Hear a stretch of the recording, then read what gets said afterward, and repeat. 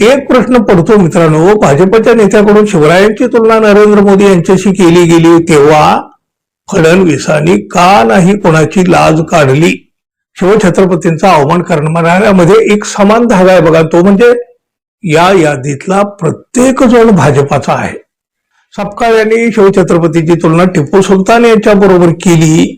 हे जसं सहन होणार नाही तसं शिवछत्रपतींची तुलना नरेंद्र मोदी यांच्याशी करणं हे सुद्धा सहन न होणारच आहे. मित्रहो, मालेगाव महानगरपालिकेच्या उपमहापौरांनी आपल्या दालनामध्ये टिपू सुलतानचा फोटो लावला आणि मग साहजिकच अपेक्षेप्रमाणे त्यावर बराच वाद झाला. अखेर तो फोटो काढला, पण तरी सुद्धा निर्माण झालेला वाद काही शमला नाही, उलट तो वेगळ्या वळणावर पोहोचला.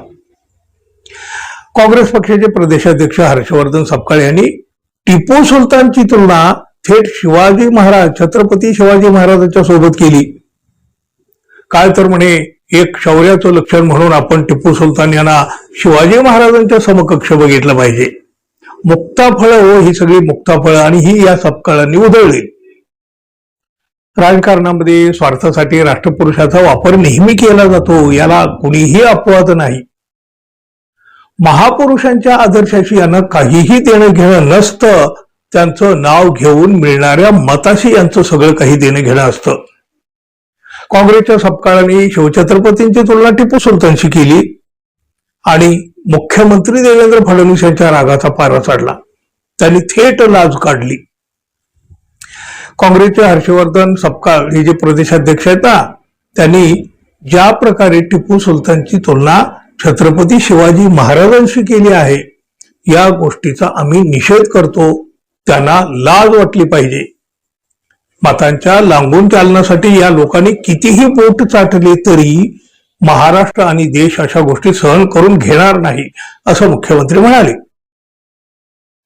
शिवछत्रपतींचा अवमान झाल्यावर कोणाचाही पारा चढेल, पण देवेंद्र फडणवीस हे संतापले हे विशेष आहे. म्हणजे बघा, आता आपण थोडंसं मागं जाऊ. शिवछत्रपतींचा अवमान करण्याची एक जी भली मोठी यादी आहे बघा, आणि हे सगळे भाजपातले आहेत. भाजपाचे आदित्यनाथ आणि विजय गोयल यांनी शिवरायांची तुलना थेट नरेंद्र मोदी यांच्याशी केली होती. आज के शिवाजी नरेंद्र मोदी हे पुस्तक कोणी काढलं? भाजपानंच काढलं होतं.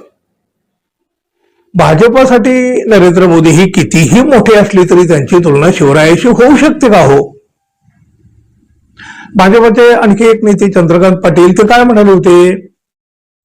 हिंदुत्वाची वोट बँक ही संत महंत आणि शिवाजी महाराजांपर्यंत पोहोचते.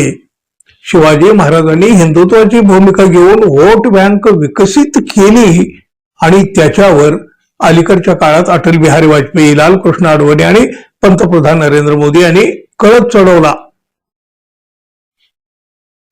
ते राज्यपाल, महाराष्ट्राचे राज्यपाल असताना भगतसिंह कोश्यारी यांनी सतत वेगवेगळ्या राष्ट्रपुरुषाचा अवमान केला.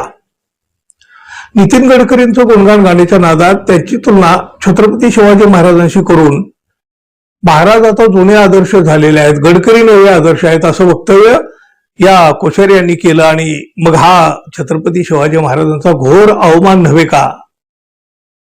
त्यानंतर भाजपचे प्रवक्ते सुधांशु त्रिवेदी यांनी महाराजांनी औरंगजेबाची 5 वेळा माफी मागितली होती असं निर्लज्ज वक्तव्य केलं.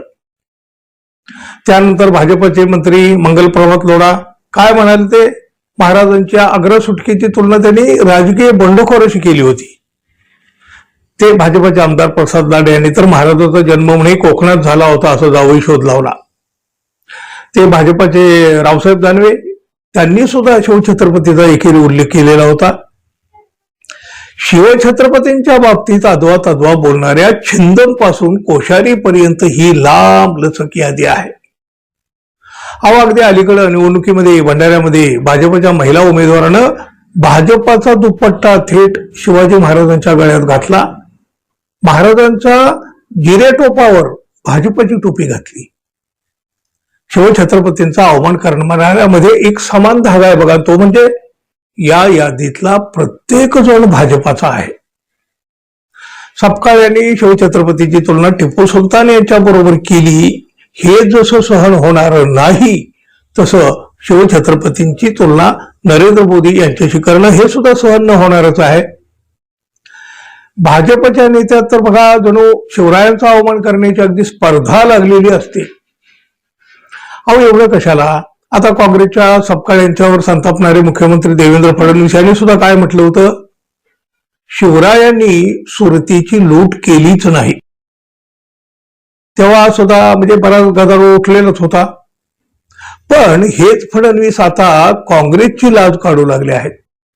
तसं बघितलं तर चांगली गोष्ट आहे. शिवरायांचा अवमान झाल्यावर देवेंद्र फडणवीस भडकले, भडकणार, कोणीही भडकणार. पण हे फडणवीस साधे सुधे नाही भडकले तर त्यांनी थेट लाज काढली. मग एक प्रश्न पडतो मित्रांनो, भाजपच्या नेत्याकडून शिवरायांची तुलना नरेंद्र मोदी यांच्याशी केली गेली तेव्हा फडणवीसांनी का नाही कोणाची लाज काढली? गल्लीपासून दिल्लीपर्यंत भाजपचे अनेक नेत्यांनी शिवरायांचा अवमान केला, तेव्हा या फडणवीसांना का नाही राग आला? भाजपचे इतके नेते बडबडले पण फडणवीसांनी एकदाही कोणाची लाज काढलेली नाही. भाजपचे नेते वाटेल तसे बोलत राहिले तेव्हा फडणवीस गप्प राहिले. आता काँग्रेसचे सपकाळ बोलले आणि फडणवीसांनी त्यांची लाज काढली का? ते काँग्रेसचे आहेत म्हणून? सपकाळ यांनी केलेलं विधान हे संताप आणणार आहे, निषेधार्हच आहे. फडणवीस यांनी त्यांची लाज काढली, फडणवीस संतापले. अर्थातच हा संताप अनाठायी आहे असं अजिबात म्हणता येणार नाही. पण भाजपच्या नेत्यांनी सातत्यानं शिवरायांचा अवमान केला तेव्हा ही लाज कुठं गेली होती? मग हा संताप शिवरायांच्या आदरापोटी आहे की काँग्रेसच्या विरोधासाठी? तुम्ही काय म्हणाल मित्रांनो, जरूर सांगा. धन्यवाद. पुन्हा भेटू. जय शिवराय.